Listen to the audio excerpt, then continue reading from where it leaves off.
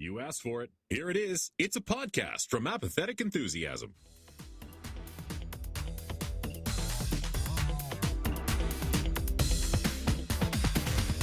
Coming to you live from Taco Tambourine, where we're sharing a Best Buds burrito box. Did we have to share proof of friendship?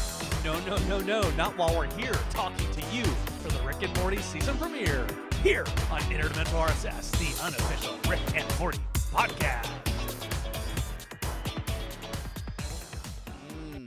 Love them drive-through tacos. Oh my gosh. You know what my favorite taco place to hate is it's Taco Bueno, which is a Midwest taco, or no, it was in Colorado maybe.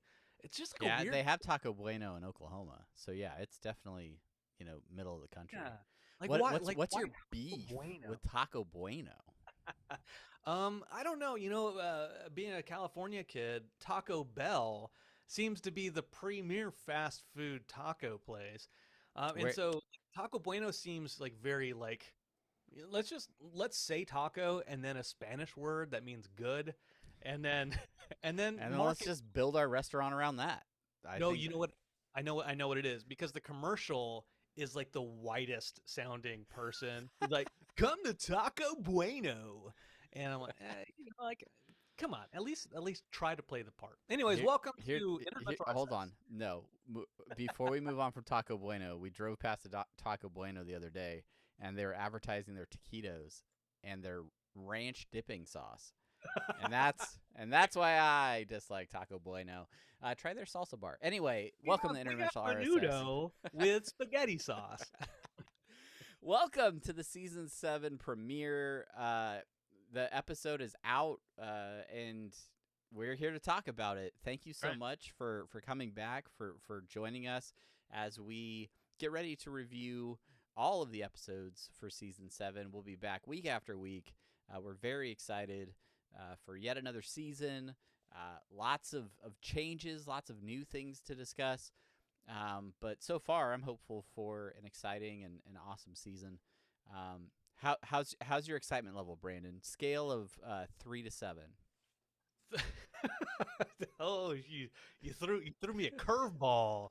You threw me a curve pitch, which is indicative of like the Dodgers not about to win the World Series or something like that. Yeah, it's baseball postseason. I think that's a thing. Not a sports podcast. I'm at a 6 to 7, and I'll say 6 because we watched this is a full go ahead and throw this out there. We've seen the first 2 episodes. This is the first of those 2 episodes that we're covering. This is the premiere episode, and so there's some really, really good stuff here. We're only talking about this first episode here on this episode, but I'm interested to see how the rest of the season goes after these first 2 episodes. But we'll talk more about that and more. How are you feeling about the? I'm really excited. I think the initial excitement about will the show feel different? Will it sound different? A lot of that has faded away for me. And so really now I'm just really excited to get into the content of these episodes, see where the writers, the directors, all the rest of the cast and crew take it in season 7.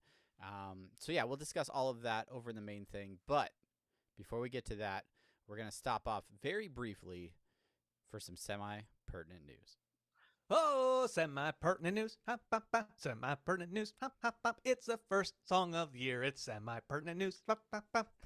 It's semi-pertinent news. Well, welcome to the season 7 premiere. This is semi-pertinent news for those who may just be joining us. Semi-pertinent news is where we talk about Rick and Morty news or Rick and Morty related news, whether it be writers or directors or merchandise or random shit that we pick up off the internet.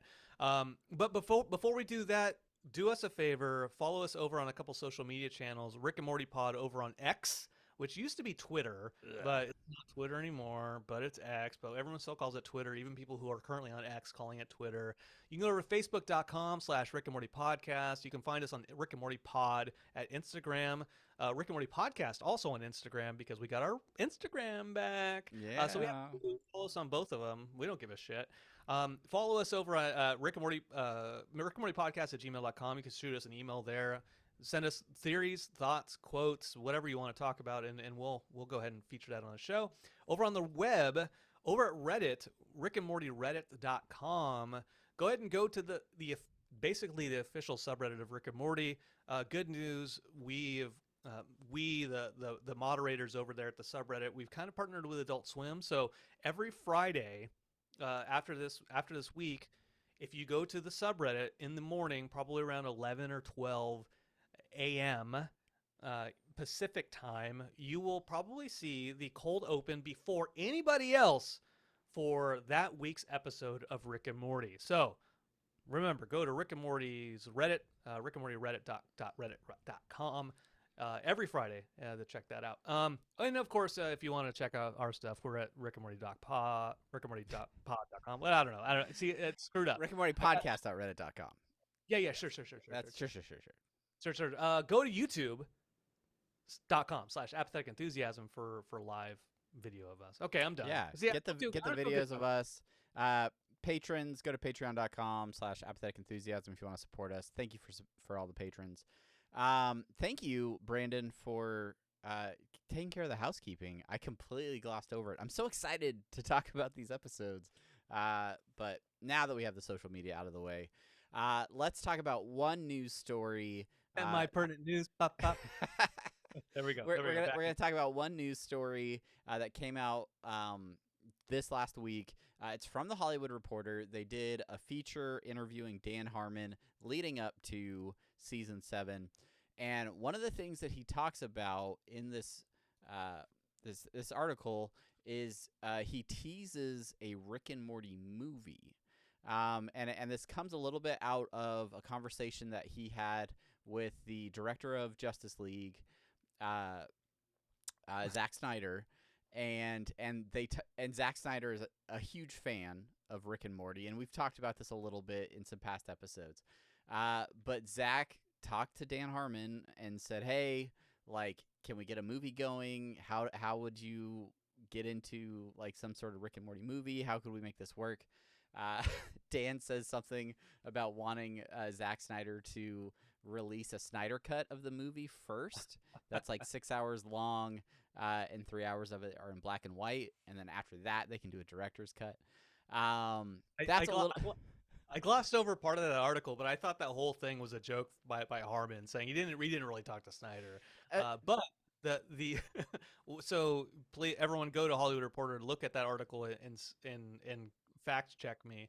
But the other thing about that thing was, jokes aside, he was approached by WB about a potential Rick and Morty movie. He talks about instead of it being like a lore / like almost like a finality to the Rick and Morty story, like how like, oh, now we're doing a movie, it has to be something very, very hardcore based in lore.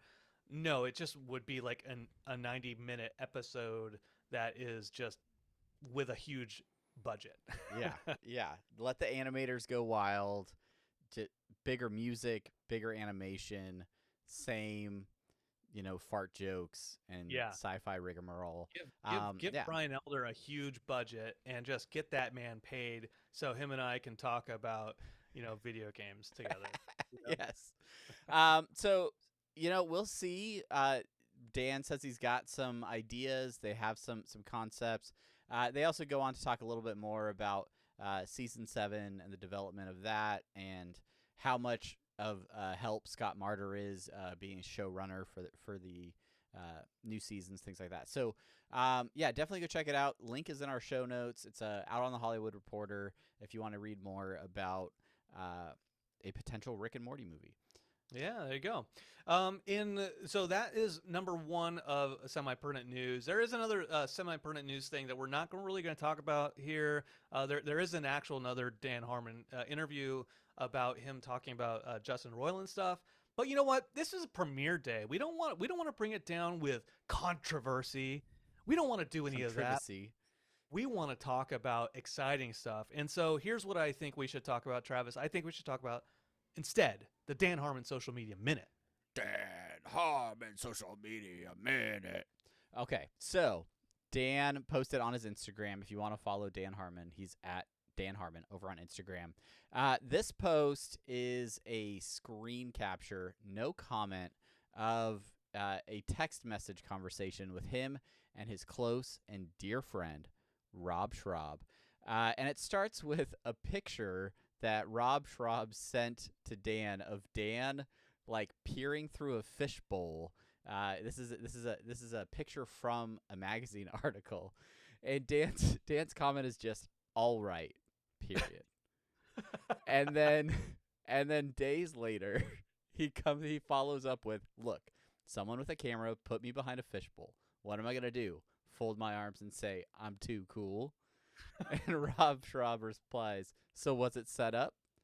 And Dan's response is, one of these days, a magazine is going to photograph you, probably Mean Friend Quarterly, and I cannot wait.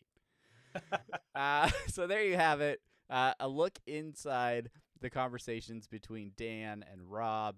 And that is your Dan Harmon social media minute. Woo! Thanks, Travis. Thank you for bringing us our weekly dose of Dan Harmon social media minute. For those who are new to the show, Travis goes to Dan Harmon's social media, and then for a minute we talk about it. That's all we got. That's it. All right.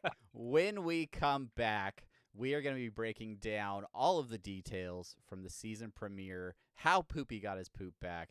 So stick around, and we will be right back.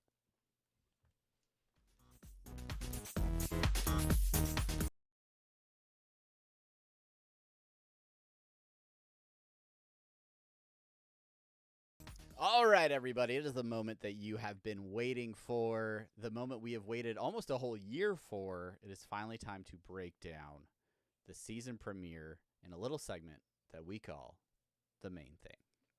Main thing, main thing, main thing, main thing, main thing, main thing. It's the main thing. Come on, everybody. Sing You it. know the words. Join You know the in. words. There's only 2 fucking words to this song. You know it. The main thing. Welcome, everyone. It's the main thing. That's right. We are talking about the season 7 premiere of Rick and Morty. This is episode 1, How Poopy Got His Poop Back. It aired the October 15th of 2023.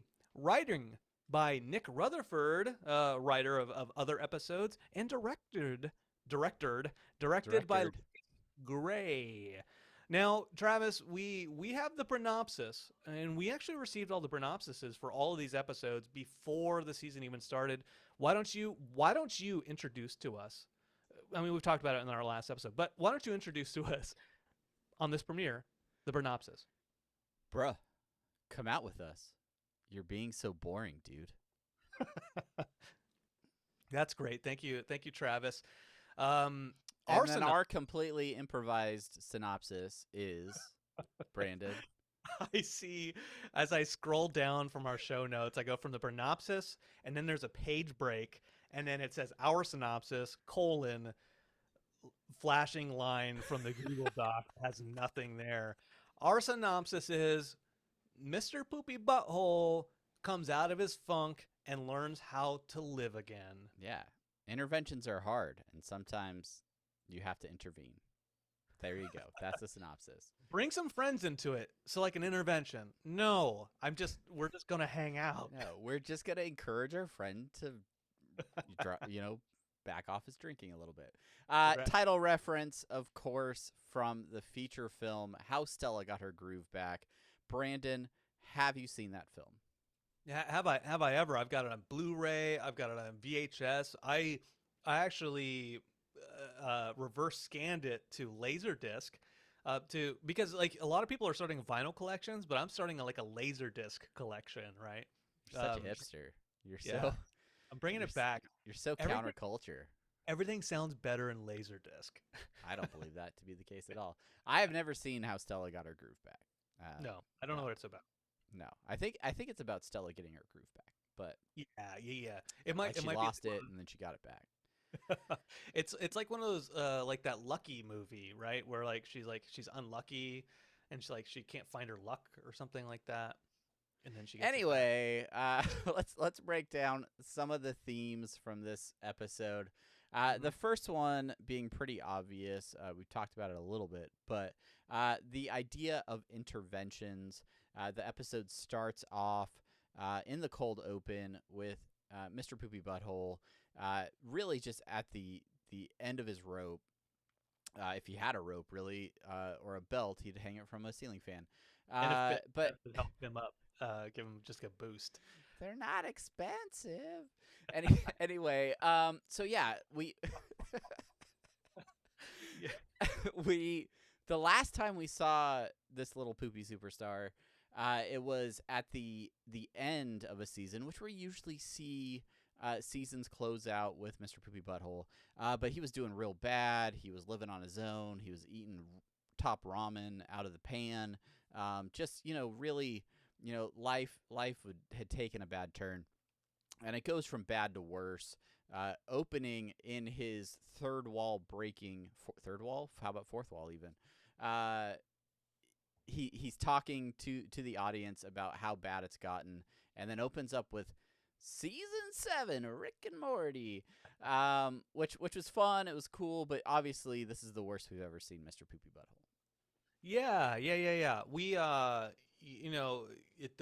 cold open starts with they're all just the family is just they're eating dinner and they're alluding to somebody with a top hat leaving his top hats all over the place.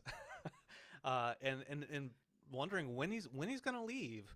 And that's when we see Mr. Poopy Butthole. He's unshaven, unkempt. Beth is trying to take him out, and there's a bunch of jokes at the expense of Beth like shooting him, and like it all started when Beth shot me.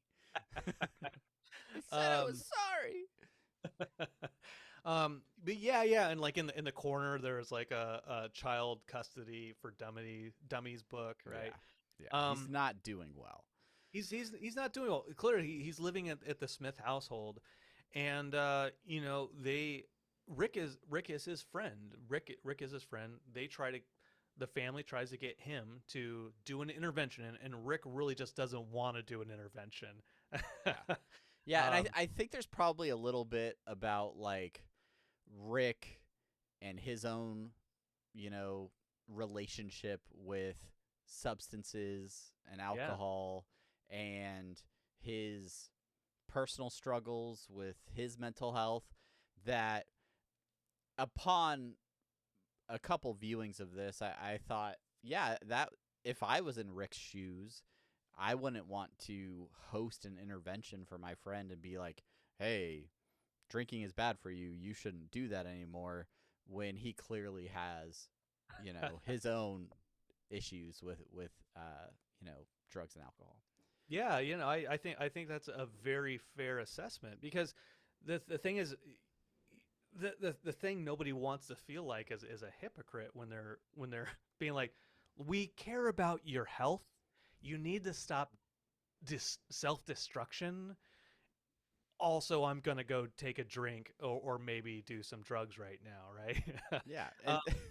It's hard. It's hard to want to do that. Like, so when Chelsea was pregnant, like she stopped drinking, she stopped smoking, and she's like, "You can drink. You're fine." I'm like, that doesn't feel right. That doesn't feel right for me to be able to do this and you not be able to do this. It doesn't. We're united on this. We're one team here. United, yeah. Yeah, but because Rick is one of Mr. Poopy Butthole's closest friends, the Smith family guilts him into doing this intervention, but he's not going to do it alone. He has to get the gang back together, and so this is what brings us all of the classic characters that we've grown to love over the years, ever since Bird Person's wedding, if not the parties at the Smith house, way back in season 1. So he goes out, he picks up, who does he get first? He gets does he get no. Who does he gets Gearhead. He gets Gearhead. That's right. The least resistant of the crew. He goes and gets Gearhead first. Gets Gearhead first. Then he goes and grabs Squanchy. Having a drink for the road at each of these locations. Yeah. And stopping at Squanchy and just kind of doing like a gloss over that. Oh, hey, see, I told you he wasn't dead. And then let's take Squanchy. Let's go on the road. Yep. We'll talk about that more. And then they go to get Bird Person. They get Bird Person has Bird Daughter. Bird daughter's there. Yep, he broke her out of some sort of femme fatale school or something like that. Yeah. Bird Daughter, you have a Gromflemite limb that you left over here. Stop going through my stuff. I'd rather be in prison. And then the last person they pick up is Gene. Everyone's favorite Gene. They need a DD. Of course, they need a DD for an intervention. So they go grab Gene. Have you been drinking on a Thursday? Oh. Uh-oh, yeah. Uh-oh. Yeah, you know what? There's a thing about that too, right? Like, I don't go out that often. You don't go out that often, Travis. I know you basically have me as a friend, and I'm all the way across the country, so you don't go out ever. Yeah. And so, but when we do, right? Like, I go to you and I look at you and I say, hey, can you D&D or not D&D? Well, I guess it is. I wish D&D. you would. I wish you would ask the D&D. Jeez. Shoot, I was talking about D&D earlier. Stuck over here soloing Baldur's Gate all the time. Am I drunk? I don't know. I might be. But you look for the most harmless, the one that's not going to get in the most trouble person to be like, you want a DD for us? You keep us safe. You keep us safe, Gene. I want to hang out with you for sure. And yeah, like overall, like they attempt an intervention, but that falls off the rails rather quickly and turns from an intervention into an all-night bender. But interestingly enough, the result of the intervention, the thing that they were trying to get after, which is Mr. Poopy Butthole coming to terms with his life situation, the situation with his family, his issues with alcohol, ultimately all get resolved at the end, but not because they sat down in a room and said, you need counseling, you need to go to, you need to get help.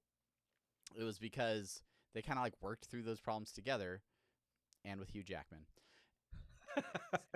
and in the end kind of realized like they're things aren't as bad as Mr. Poopy Butthole thought, and he can do better. He can get better. And so I'm hoping that this is a turning point for the little top-hatted gentleman. Well, yeah. We have in the notes here, like honesty ends up winning out overall. We have a note about friendship here with Rick getting the gang back together. There's parts where Mr. Poopy Butthole is like when they're at their first bar, when they're at fuck yous, and he's like, no, this is great, thank you. I can't believe you guys remember my birthday. And everyone's like, oh, birthday. Yeah. birthday, and everyone's like, oh yeah, no, of course, right? And then then they all lean into that, and they're like, yeah, give us some shots, right? Yeah. And then later it turns out it wasn't his birthday at all, and he's like, if you're my real friend, why wouldn't you remember my real birthday? Because tonight's not it, right? I love you, Travis. I oftentimes forget your birthday. It's in the same month as mine, but I never remember the date. It's somewhere. Yeah, later it's after yours. It's the same way I remember yours. I'm like, it's before mine, but not too far before. Pretty sure it's in the same month. Let me check my Google Calendar. Yes, yeah. Same way I remember the 21st night of September. I've got a reminder in my iPhone for so many years. But like that isn't necessarily an indication of true friendship, but it is an indication that like, well, for Mr. PB at that moment, he's like, clearly they weren't here for me. They didn't really care about me. If they really cared about me, they would know that I was lying in that moment, right? Yeah. And so that becomes then a source of contention. But go ahead. Well, and I think it really that idea of like real friends versus fake friends and things like that. Like, obviously, Mr. Poopy Butthole's on the defensive, and as he comes through the rest of the episode, talking about how he knows, like, the Smith family wants him out of the house. He knows that he's a burden. And Rick kind of confronts him on those things and is like, grow up, read the room. Like, why don't you do something about it? Why are you waiting for us to tell you? And so there's a little bit of like through the process of this episode, conversations happening that honestly you might see in an intervention if they had done it in a traditional way instead of Rick's way. Yeah. But yeah, this idea that like, oh, you're not a real friend because you forgot my birthday. But I mean, anybody with a Facebook account can remember your birthday. The 5 people that are there to support you and try to see you through a hard time, regardless of how well they do it or how, hesitant they are to go through with an intervention, like those friends want what's best for Mr. Poopy Butthole. Yeah. And I think so Yeah. that aspect of it makes them more of like the real friends, even if they're not the best people all the time. It's not the superficial aspects that prove friendship to one another.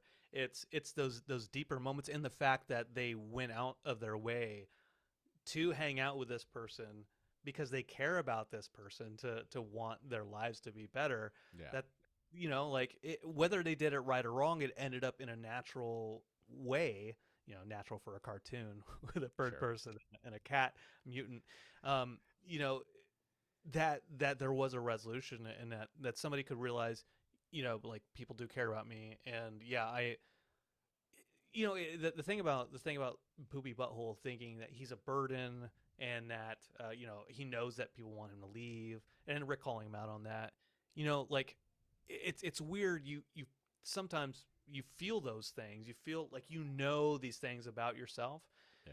but you still, like, even though you know about them, you don't know how to act on them. You don't know how to resolve that tension within yourself unless you talk to somebody about it and somebody confronts you about it. Yeah. And so I think that's what happened when Rick eventually confronted him. And to Rick's credit too, when he went back to the house and then and then the ghost robot was like, I deal in business. Oh God, the kids. Business is my business, and And business is good. Like makes him be like, okay, all right, I can't just give up on this person. I'm gonna go back and I'm gonna see this business through. He's gonna Yeah. see his finished business through. Yeah, which Um, a fake friend wouldn't do. I'm just gonna. I'm gonna say it. fake, I'm gonna a say it. fake friend wouldn't do. it. Nope. That's right. Nope. Interesting thing about these friendships, especially the friendships across this gang. You talk about how sort of nonchalantly they just brush over the fact that Squanchy's alive and they're hanging out, right? But over the last few seasons, there's been really intense things that have happened in the relationship between Rick and Bird Person. They kind of were estranged when Rick brought Bird Person back, right, from Phoenix Person, but hid the fact that he had a daughter until it was, to work to his advantage, which hurt Bird Person, and they kind of went their separate ways. That seems to be kind of glossed over now and like fixed. Like canonically, they're good again. Squanchy's alive. He's fine. He's the same little old Squanch as ever. Gene is there. Yeah, like, part of the crew, always been there. Gearhead's been around and is still there. So like there's sort of like a soft reset on this whole friendship group. And yeah, it kind of sets the scene for there to maybe be more adventures in the future with this group Yeah. or with these individuals. But it kind of has put it into a place through this episode where Rick's kind of just square with everybody, except for maybe Gene, who got his burrito box taken away. Poor Taco Tambourine. Yeah, the flesh curtains, we may see them actually in action one of these days. I do reunion tour. I do want to mention the thing about Rick and Bird Person.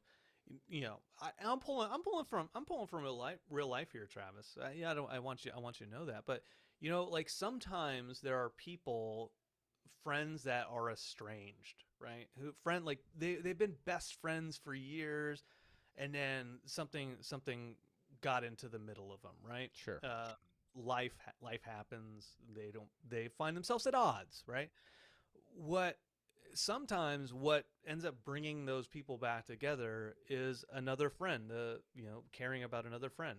And even if it's just a step, even if it's a step in the right direction, uh, a, a a a an event that says, hey, it's okay for us to talk to each other again and interact, like that is enough to like start something. Yeah. Maybe it will never be the same as long as they live, but there's something that I'm sure is in Rick. There's something that I'm sure is in Bird Person that wants there to be some kind of reconciliation.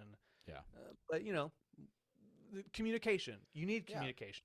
And that comes with growing as people, growing as a person, which is sort of, if we're still exploring themes of this episode, I think that's sort of the last real like theme that's gone throughout the episode, both with Mr. Poopy Butthole growing through.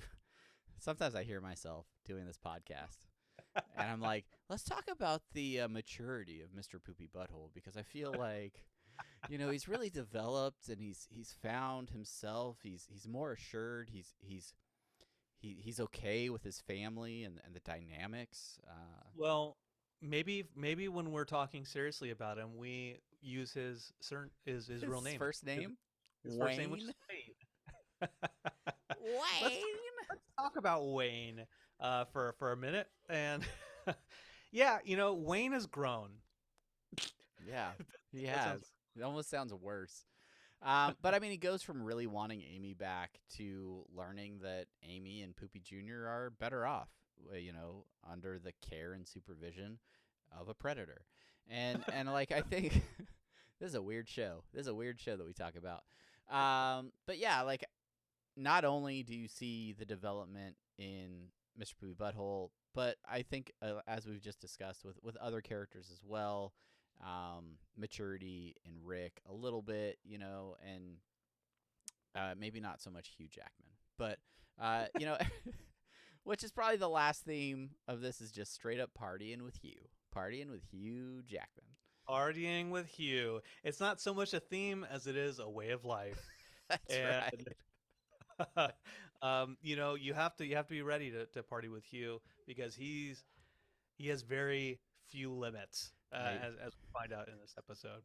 I challenge you to explain this in a way that will not make us want to do it more. But yeah, so those for the most part, those are themes that we took from this episode after a few rewatches. You probably captured some themes on your own. Be sure to hit us up on all the social medias that we talked about before, over on X, over on our email, or over at the Rick and Morty subreddit. Go ahead and shoot your thoughts over there. Now, we do have some comments here quickly. We've kind of glossed over it, and we say gloss over, but really we just didn't talk about it at all. Straight up ignored it. And it is going into the new voices. The new voices. So we received the screeners for the first two episodes. Yeah.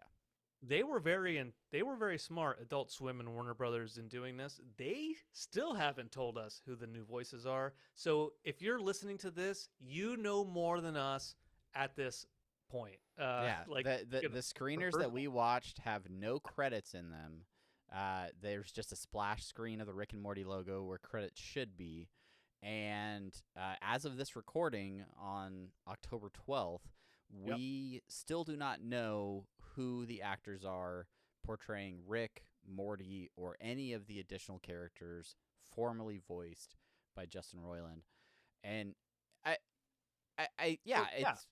So if you're wondering why you're like, why haven't they talked at all about the new voices? That's why, because we don't know who the new voices are. But we can talk a little bit about our impressions about the new voices. Yeah, and I guess my first question to you, Brandon, is when you turn on the episode for the first time, how cognizant were you about the new voices? How much did you find yourself listening to the sound of the voices more than what they were saying? Did you find it distracting the first time you watched the episode? or were they close enough? Did they do a good enough job to where you felt like, yeah, this is good, and you just kind of put it out of your mind? Yeah, the thing is, I think when we were at Comic-Con, we saw the Solar Opposites episodes, Yeah. and in one of those episodes, you see the Gooblers, which were voiced by Roiland, and that voice was different. Like I'm not talking about like the main Cromulons or whatever they're called, Crom, whatever doesn't matter. The Gooblers, like they have Roiland voices, but they were in that Comic-Con preview, and those voices were different, and that was like, that's a little weird, right? Yeah. Now we go into this premiere, and Mr. Poopy Butthole features prominently, and that is a Roiland thing. Yeah. That voice is familiar, but it is different. And so I was like trying. That one was a little bit distracting at first, because that's where I'm like, okay, this is the first voice I'm hearing. This is like the most prominent Rick Roiland voice. I'm a little distracted. But when I was actually listening to Rick and Morty, which isn't in this episode that much, I was like, honestly, I don't really tell the difference with the Rick. Yeah. To be perfectly honest with you. I would say I caught myself numerous times during the first viewing of the episode, really like listening for the voices, and especially with Rick, and being like, does that sound like Rick, or does that sound like somebody trying to do Rick? Mm-hmm. And there would be scenes where I'm like, I cannot tell the difference at all. Like, it sounds spot on the way Rick used to sound. Yeah. Other times, other inflections, other lines that he said, there was definite like, okay, that's somebody different. That's somebody different doing the voice. And I feel for me, and maybe, if you're listening to this and you've only watched the episode one time, either you caught it live when it was on Adult Swim, or, you just immediately rushed to listen to this podcast the second you stopped watching the episode. If you felt like the voices were distracting, or the episode wasn't as good because the voices are different or something like that, I really encourage you rewatch this episode. Because for me, I'll be honest, like, I was less excited about this episode. I didn't think it was as good as some Rick and Morty episodes in the past until I watched it a second time. The second time I watched it, I was sort of past the whole new voices thing. I was over it. I'm like, okay, this is the way the voices sound. These are the characters. Let's watch the episode for what it is. And my enjoyment of the episode went way up. So, yes, I think Rick and Morty is safe. Like, the show is still good. Like, all of the other pieces of the show that make it awesome are still there. And the execution of the show with these new voice actors, I think, is phenomenal. I think, yes, there was that, like, 22 minutes of me kind of getting used to it. And then once I got past that and out of my head, and maybe that's just the way I watch Rick and Morty episodes too, because we do this podcast and I'm like thinking about the show more than just enjoying it sometimes. Right. Once I was able to get past that, I was like, yeah, it's just good. It's just a good episode. Yeah. Let me. So I wanna point. Go ahead and talk about the voices just a little bit from crowd reactions. Mm-hmm. Since we're talking the premiere, because this is the first introduction of new voices. I think it's actually really, really cool, because we're posting the cold opens there on Reddit before the actual episode airs. Get a chance to see some discussions about things. So obviously this new episode, the premiere, the voices are a hot topic. So going over to the Reddit, posting that cold open, Blindfolded 22 says, I think it sounds fine. Everyone acting like this ruins the series is absolutely just being dramatic. Somebody, OK_magician_1016 sounds normal to me. Somebody says, does this air this weekend? Someone, Innocence, didn't even realize this was a new voice till I read the comments. LOL. teeny underscore big underscore tree. Nice. That voice is actually less annoying than before. Hey, So that's something. some people do say like, oh, I don't feel so good. Some people say it's not that this voice is different; it's just how he inflects. But so I think this is going back to what we've talked about with the voice acting in general, which is the it's the spirit of the voice, Yeah. not necessarily the exact voice that's going to carry us through. And eventually, we're gonna move on from it. If you like the show and you love the show and you love the stories and the jokes that are told, you're gonna forget about the voices eventually because the content itself is what's gonna carry you through. It was never the voices that made you love the show. It Yeah. was it was the plot and it was the jokes and it was the everything The else. the actors that have been cast, and I'm sure we'll talk about this actor specifically in our second episode because I would assume we know who they are by the time we record our second episode. They're doing a great job. It is definitely a difficult role to step into.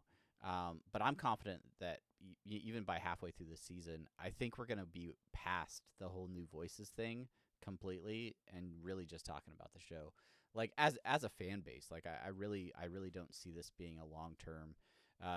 Everybody at Adult Swim, at the Rick and Morty, crew, like they did a phenomenal job with this casting, and so congrats to them, very well done. Congrats to the new voice actors, and yeah, I'm just excited for what else is to come.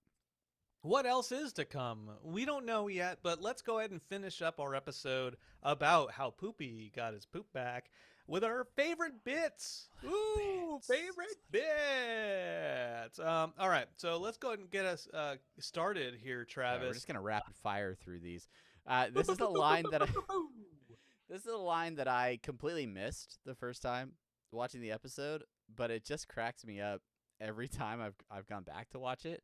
And it's very early on when the family's around the dinner table. Jerry talking about his TiVo and it being an antique. I don't know how that makes me feel now that I'm in my 40s and remembering when TiVo came out and it being referred to as an antique. But yeah, TiVo. If you don't know what that is, look it up. It predates streaming. So anyway, antique TiVos. Look it up. We mentioned RoboGhost earlier, but yeah, RoboGhost's unfinished business. That's what Rick wanted to help Mr. PB out with originally. I love that little, I love that little subplot with RoboGhost and his unfinished business. He's like, the science of ghosts is really needs to be explored more. Whatever he says about it. The first time when he's uploading business and then he stops it before the upload's complete and it's unfinished business, it got me. I was like, that is the perfect way to have a robot have unfinished business.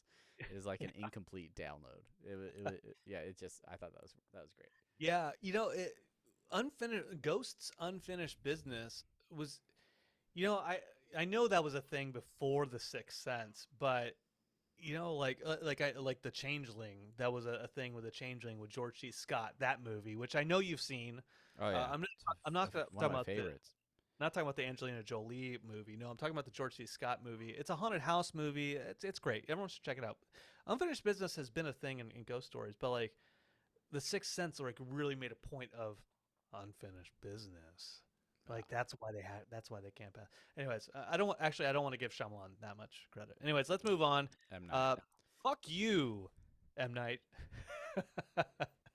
That's not what the show notes say. No. I do like that. I do like that restaurant little side.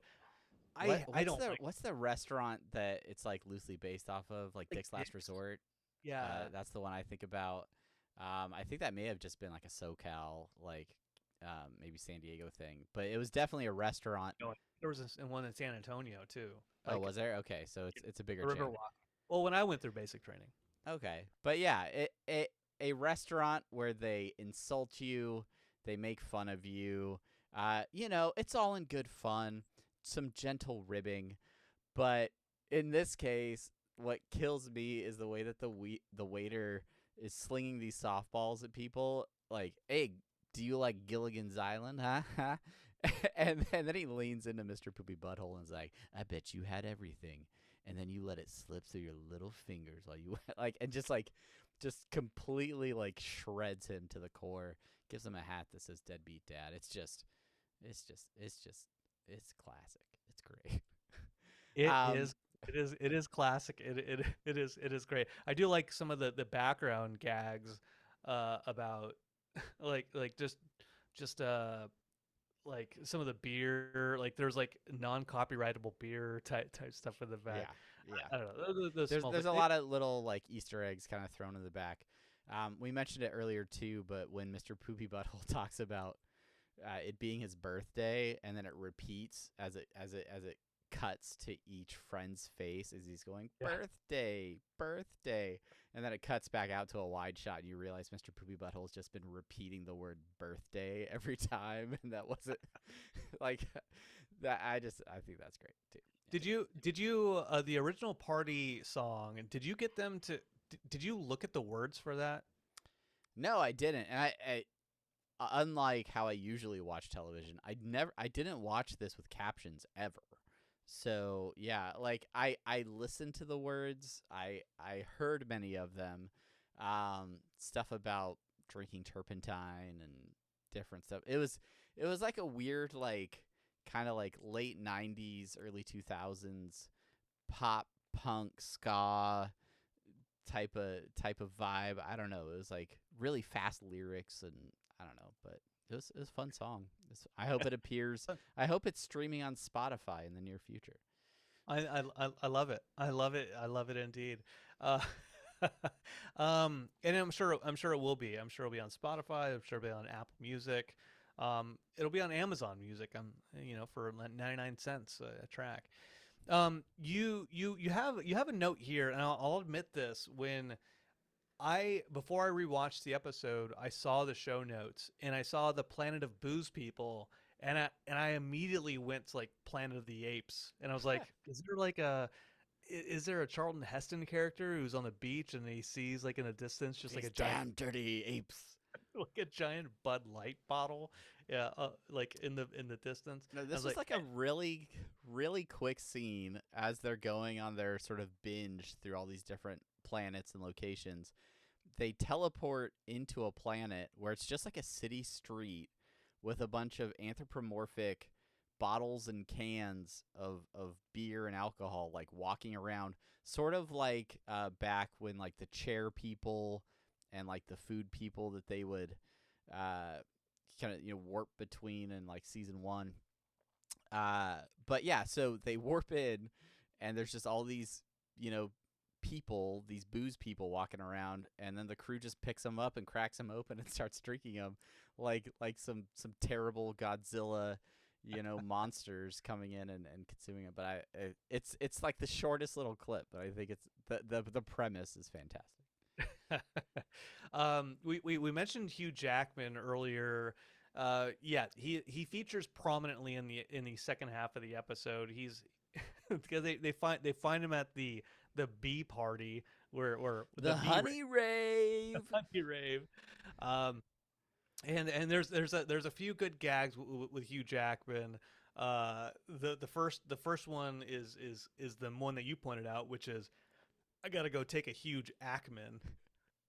Yeah, which is slang for shit in Australia. Don't look it up. Don't look it up. What I got a kick out of three things. I'll say three things because they represent Wolverine's adamantine. His three claws. The first one is on his belt buckle, on Hugh Jackman's belt buckle. He's got three. There's like three lines that look way too close to being claws to not be. Way too close to claws. So he's going to take care of those references later. And the other two things are in Hugh Jackman's house. The posters in the background. There's the Les Jackmans, which is like Les Miserables, where it's just the face of Hugh Jackman in that like Les Miserables pose. It's like the poster, like of like Yeah, like on the playbill or whatever. Yeah. exactly. And then the one that I really loved was the Jackmen, where it's all Hugh Jackman, but like him as all of the roles, All not of just the X-Men roles. Yeah. yeah. I thought I got a kick I'm out of it. I'm particularly fond of the nude Hugh Jackman with just the claws out, where he's like turned around. And if they want to sell that as like a print at future conventions, I think they'd make a killing. I I think I don't know if Hugh Jackman would sign off on it, but I'm just saying, like, I think I they could the whole merchandise line could really lean into this Jackman thing. I don't know if he would sell off on it, but you know what? He'd finally be a millionaire if he did that. Why the long face, mate? Possibly my favorite line of the episode. Such a throwaway line. But Jackman asking Poopy Butthole why the long face, and his simple response is just, what does he say? Shape of my skull. Yeah. That's why he has a long face. It's because his skull is long. I'm glad you put this one out there, because you know my love, my love of horror. I'm wearing a Friday the 13th shirt here on October the 12th, which is a Thursday. Friday the 13th is tomorrow. Oh. But I worked today, and I wanted everyone to know, even though I'm not going to be at work tomorrow, I celebrate this holiday. It's all of the Predator references. Everything with the Predator in there is as I love it. I love having the Predator in anything. There's a couple of gags involving the Predator. The first time we talk about him, Poopy Butthole is having Predator basically, be a PI and follow his ex-wife to see what she's doing. He shows the website on his phone, and it's like, it looks like a GeoSites. Yeah, it's old like ass, 90s early internet. Yeah. yeah. The in the bottom right corner of the screen, it says established 2001. So I love that little detail. There's a couple other gags in there too. When they're like fighting the Predator at the end, Rick says like, "No, I wanted the skull. I want that skull." Yeah. The musket." He's like, "I think that's just their currency," because the Predator gives Danny Glover the musket in Predator 2 at the very end of it. Anyways, it's just a weird Give me thing. that big old tooth. Yeah. Yeah. I thought it was great. The reveal of Predator was perfect, with Amy kind of like floating while Jackman's Oh, yeah. singing, and then he just decloaks. Yeah. Yeah, it's awesome. Can we talk about that little bit? I mean, I love Caribbean Queen. I love I love Caribbean Queen. Like, I love that song, and I love Written that by they. Hugh Jackman, age 16. That's right, and that's how they pay that joke off. We're like, oh, he really did win the Grammy for that in 1986 or whatever it was. Great. It's great. All right, moving on.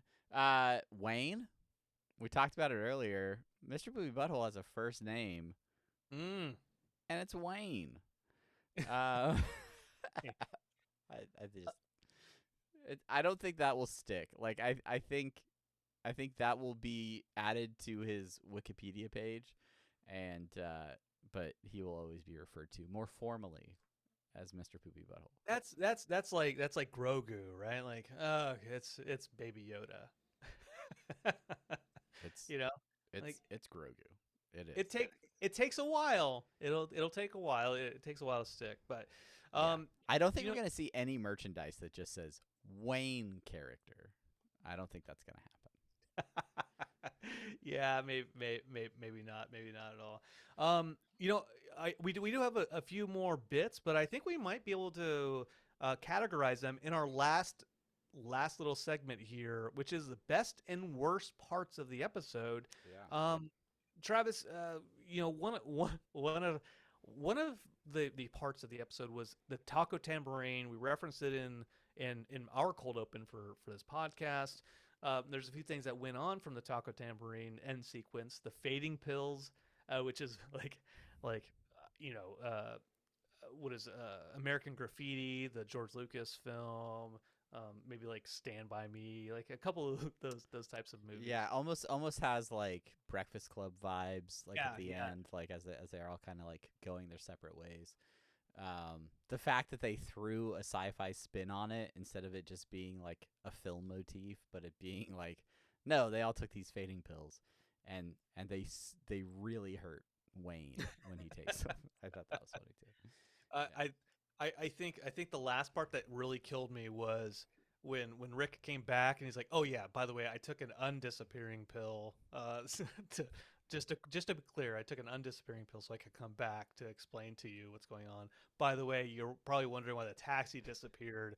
It's because although it doesn't. Well, they're not sentient. They can detect, outer covering, so it probably just thought the taxi was like an overcoat or something. Yeah, like some kind of large overcoat, and that's the explanation for it. And then he says this line, "Here I go pillin' again," which I don't know if I love or hate that he says that. I don't know. It's a good callback to. I just want to call him Discreet Assassin or whatever. Michael. Yeah, yeah. Yeah, I think that is the equivalent of a Rick and Morty dad joke. Yes, yes, it ends is. up being. But yeah. So I did overall like that little segment. There is a part here. Opens beer. I admit this is probably my favorite part of the episode. If not, why the long face? They're all doing the mud trick. They're using all of their tactics to be stealthy from against the predator. Yeah. The predator is scanning the woods, trying to find them, and then Mr. Poopy Butthole just slowly raises a beer can. and immediately the 3 dots go right to his forehead, and he goes, "I admit it, that was self-destructive." But just like the slow rise of the beer can and then click, it just cracked me up. I thought it was great. Yeah, I like that. That part when I was watching it the first time, I was like, "What the hell's going? Did I miss something? Did I blink all of a sudden? I missed why he's lifting up a beer can? Like, oh, there's a gag. I understand now. I understand now. Are there any parts of the episode that stand out to you as maybe like not your favorite?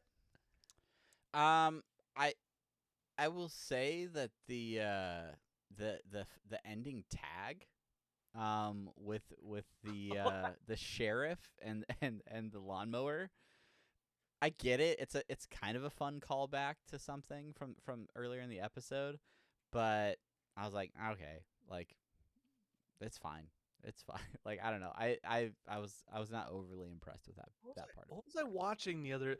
Oh, you know what? You know what that gag reminds me of? So that the ending tag is the tractor that is coming. It's like destroyed the city, and it's heading towards the sheriff. And the sheriff is like takes his crucifix, kisses it, pulls out a Bible, kisses it, takes out a locket, kisses it, takes out something else, like a 4-leaf clover, kisses it, and has like one bullet left in his gun, and then the tractor runs out of gas after it kills the cop.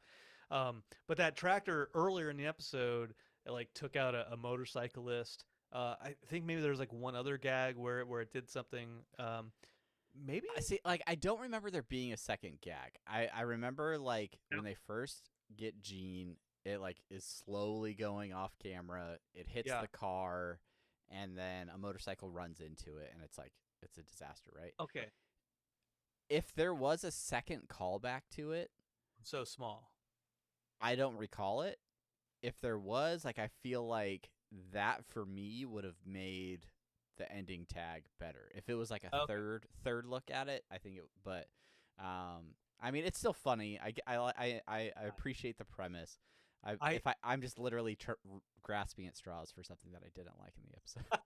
Well, so I watched the other day Ernest Goes to Camp. I don't know if you've ever seen Ernest Goes to Camp.